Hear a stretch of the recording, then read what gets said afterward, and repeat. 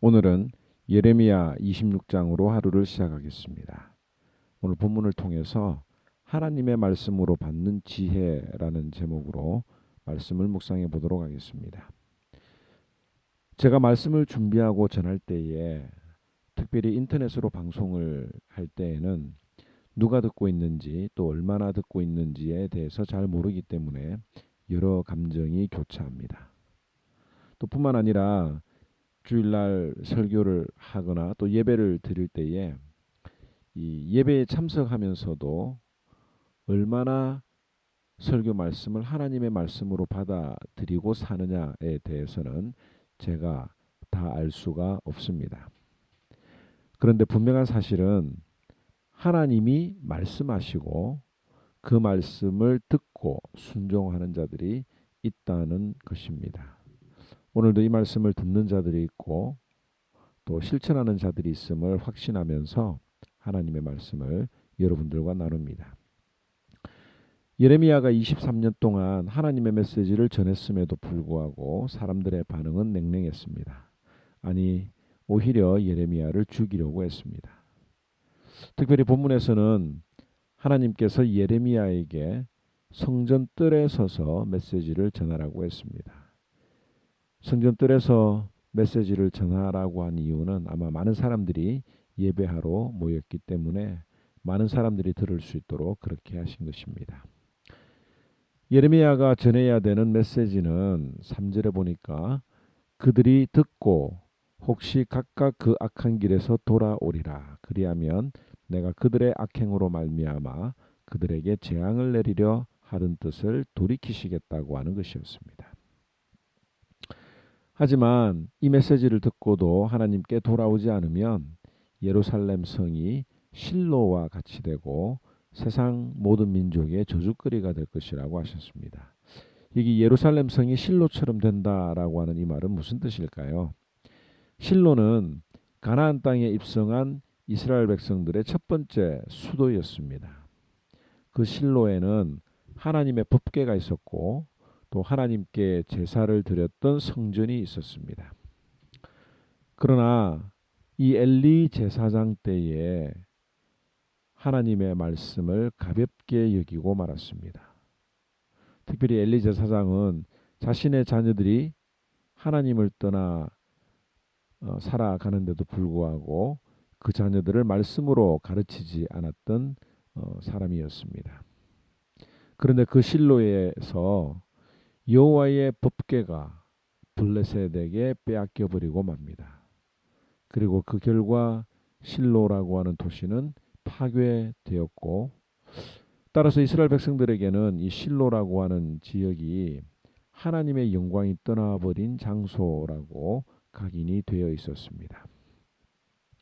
아무튼 예레미야는 이 성전뜰에서 하나님의 메시지를 전했는데 제사장들과 선지자들과 모든 백성이 이 메시지를 듣고 예레미야를 죽이려고 했습니다.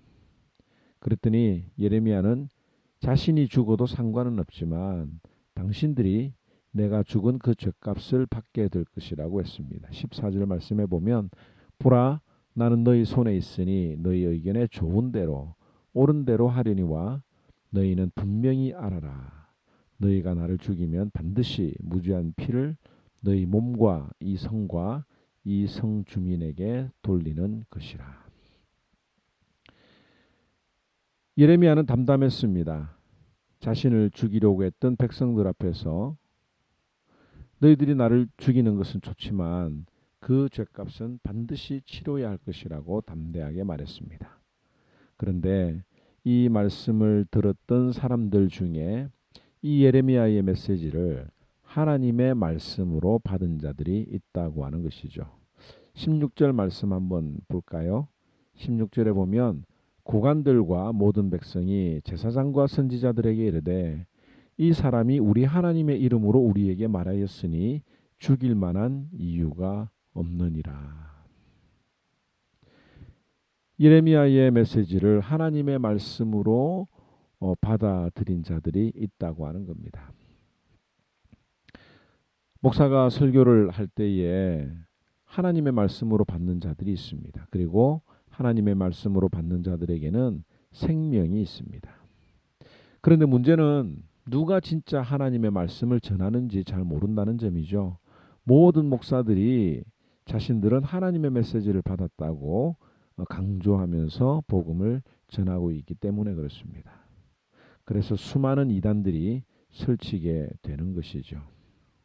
그런데 오늘 우리는 이 본문을 통해서 누가 또 무엇이 하나님의 말씀인지를 분별할 수 있는 힌트를 찾을 수가 있습니다. 그것은 성경에 나타난 역사를 잘 이해하고 그 말씀대로 검증해 보라는 것이죠. 다른 말로 이야기하면 그 목사님이 전하고 있는 메시지가 성경에 나와 있는 역사와 동일한가라고 하는 겁니다. 예레미야의 죽음을 반대하던 자들, 즉 하나님의 말씀으로 받아들인 자들의 다른 목소리를 한번 오늘 들어보면 좋겠습니다. 그 내용을 이렇게 정리하면 이렇습니다. 히스기야 왕 시대에 미가라고 하는 선지자가 있었습니다. 예레미야와 비슷한 예언을 했지요. 시온이 밭을 갈듯이 뒤엎어질 것이며 예루살렘은 폐허더미가 되고 성전이 있는 이 산은 수풀만 무성한 언덕이 될 것이라고 했습니다. 그랬더니 아니나 다를까 그때 당시에도 이 모든 백성이 미가 선지자를 죽이려고 했습니다. 하지만 히스기야 왕은 이 미가 선지자가 전해준 이 말씀을 하나님의 음성으로 받아들였고 죄의 길에서 돌아서게 되었습니다. 그 결과 이스라엘 백성이 살게 되었던 것을 떠올리게 된 것이죠. 또 같은 상황에 놓여 있는 우리야라고 하는 선지자가 있었습니다. 그런데 이 우리야라고 하는 선지자는 히스기야 왕의 아들이었던 여호야김 왕에 의해서 결국 죽게 되었습니다.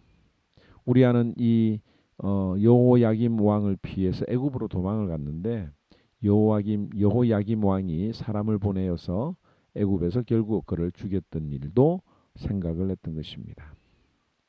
이처럼 예레미야의 죽음을 반대하는 자, 하나님의 음성으로 들었던 자들은 과거 성경에 기록된 비슷한 상황들에서 그 힌트를 얻었던 것입니다.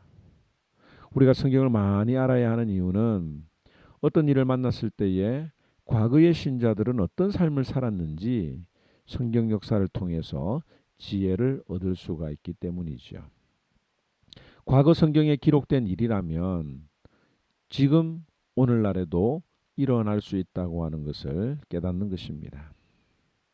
그러므로 예레미야의 메시지를 하나님의 말씀으로 깨달은 사람들 중에 사반이라고 하는 사람이 있었는데 사반의 아들 아이김이라고 하는 사람이 있었는데 그 아이감의 손이 예레미야를 도와주어서 보호해 주어서 그를 죽이려고 하는 백성들의 손에서 벗어날 수가 있었다는 것입니다.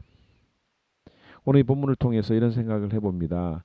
예레미야는 오늘날로 표현하면 소위 인기가 없는 선지자였습니다. 23년 동안 했던 말도 하고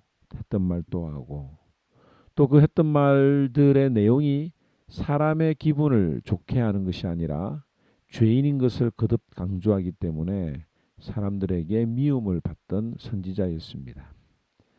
또 이런 메시지를 전해야 했던 예레미야의 심정 또한 기쁘지는 않았을 것입니다. 그러나 그 예레미야의 선포를 하나님의 말씀으로 받았던 자들이 있다고 하는 것을 오늘 우리가 배우면서 오늘 이 말씀도 하나님의 음성으로 듣는 자들이 되기를 주님의 이름으로 축원합니다. 그리고 말씀으로 잘 해석할 수 있는 신앙의 눈이 뜨여져서 어떤 상황 가운데서도 하나님의 음성으로 받아들이고 생명을 취하는 저와 여러분들이 되기를 주님의 이름으로 축원합니다. 제26장 유다의 왕 요시야의 아들 여호야김이 다스리기 시작한 때 여호와께로부터 이 말씀이 임하여 이르시되 여호와께서 이와 같이 말씀하시니라. 너는 여호와의 성전뜰에 서서 유다 모든 성읍에서 여호와의 성전에 와서 예배하는 자에게 내가 네게 명령하여 이르게 한 모든 말을 전하되 한마디도 감하지 말라. 그들이 듣고 혹시 각각 그 악한 길에서 돌아오리라. 그리하면 내가 그들의 악행으로 말미암아 그들에게 재앙을 내리려 하던 뜻을 돌이키리라. 너는 그들에게 이와 같이 이르라. 여호와의 말씀에 너희가 나를 순종하지 아니하며 내가 너희 앞에 둔 내 율법을 행하지 아니하며 내가 너희에게 나의 종 선지자들을 꾸준히 보내 그들의 말을 순종하라고 하였으나 너희는 순종하지 아니하였느니라. 내가 이 성전을 실로같이 되게 하고 이 성을 세계 모든 민족의 저주거리가 되게 하리라. 예레미야가 여호와의 성전에서 이 말을 하매 제사장들과 선지자들과 모든 백성이 듣더라. 예레미야가 여호와께서 명령하신 말씀을 모든 백성에게 전하기를 마치매 제사장들과 선지자들과 모든 백성이 그를 붙잡고 이르되 내가 반드시 죽어야 하리라. 어찌하여 내가 여호와의 이름을 의지하고 예언하여 이르기를 이 성전이 실로같이 되겠고 이 성이 황폐하여 주민이 없으리라 하느냐 하며 그 모든 백성이 여호와의 성전에서 예레미야를 향하여 모여드니라. 유다의 고관들이 이 말을 듣고 왕궁에서 여호와의 성전으로 올라가 여호와의 성전 세 대문의 입구에 앉으매 제사장들과 선지자들이 고관들과 모든 백성에게 말하여 이르되 이 사람은 죽는 것이 합당하니 너희 귀로 들음같이 이 성에 관하여 예언하였음이라. 예레미야가 모든 고관과 백성에게 말하여 이르되 여호와께서 나를 보내사 너희가 들은 바 모든 말로 이 성전과 이 성을 향하여 예언하게 하셨느니라. 그런즉 너희는 너희 길과 행위를 고치고 너희 하나님 여호와의 목소리를 청종하라. 그리하면 여호와께서 너희에게 선언하신 재앙에 대하여 뜻을 돌이키시리라. 보라, 나는 너희 손에 있으니 너희 의견에 좋은 대로 옳은 대로 하려니와 너희는 분명히 하라라. 너희가 나를 죽이면 반드시 무죄한 피를 너희 몸과 이 성과 이 성 주민에게 돌리는 것이니라.